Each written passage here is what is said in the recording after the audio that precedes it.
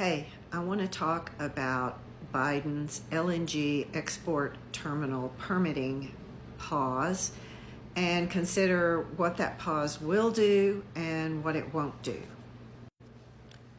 First, we have the existing terminals. There's 8 of those, and this pause will not affect those 8 terminals. They will keep supplying LNG and exporting LNG. That means that all over Texas and Louisiana, there will still be a lot of fracking, transporting gas to the Gulf for export. And also, the same thing's happening in the Marcellus Shale. Okay, the pause also will not affect these 18 scheduled, approved export terminals that you see on this chart. 7 of those are already in construction. The others are not under construction yet, but the pause will not affect those.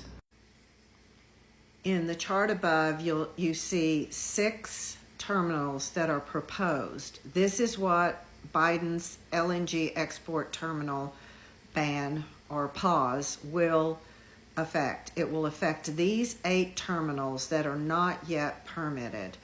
And this will be a huge help to the people who live nearby those terminals. What it also will do is the Biden administration will have to assess the health impacts, the climate impacts, and the impacts to our economy from LNG exports. So having those things in the public record will be good going forward for new terminals that are proposed or when they try to get permits. But everything existing and everything that's already permitted, those will not be affected. But here's another thing that won't be affected. The industry is always several steps ahead of us, so they could see with all the opposition that's going on the Gulf and the opposition to the export terminals, they found another way. They are going to go through the Texas-Mexico border and do LNG exports from Mexico.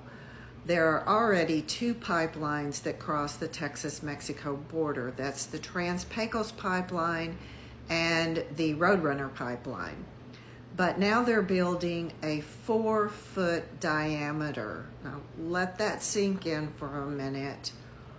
4-foot diameter pipeline of compressed, highly explosive methane gas going through Texas border into Mexico.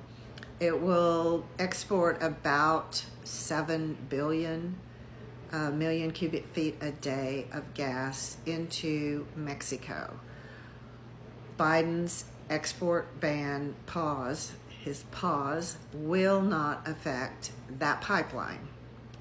That pipeline is under construction. It's called the Socorro pipeline. So how will Biden's pause affect climate change? It won't. It will not help at all with our current rate of climate change acceleration. They are expanding like mad in the Permian Basin to supply all the existing and the proposed already permitted LNG export terminals. They are drilling in Arlington, Texas, next to preschools. They are drilling in the Haynesville Shale. They are drilling in the Eagle Ford Shale. So all of that will continue. Every bit of this starts with a hole in the ground. And once that hole is drilled, methane starts coming up. And as they produce that methane and they transport it in pipelines and to processing plants and compressor stations, more and more methane is released. But right there at the hole in the ground where it all starts, that's where the impacts start. That's where communities are first impacted every hole has communities or people living somewhere nearby it, downwind, and they are experiencing health impacts from that. I was here in the very beginning of the fracking boom. It started in Wise County, Texas, where George Mitchell married the two technologies, hydraulic fracturing and horizontal drilling, to learn how to produce oil and gas from shale. That happened in Wise County. I moved to Wise County in 1996, and the first well that produced oil and gas from shale was drilled by George Mitchell on the border of Wise and Denton counties, and that was in 1997. So I was there from the very beginning. People came to me, they came to me for help. We got a lot of data. I developed some case studies of the impacts that they were having, and that became a report, Flowback, how the Texas natural gas boom affects health and safety. Those are some of the first case studies ever developed on how the fracking boom impacts health and safety. So the impacts to people where it all starts, that won't change. That's going to get worse. The impacts to our climate, that's going to get worse. And what really needs to happen is Biden needs to declare a national climate emergency. He needs to reinstate the crude oil export ban, which is the only reason the Permian Basin is booming anyway, and he needs to ban exports of LNG.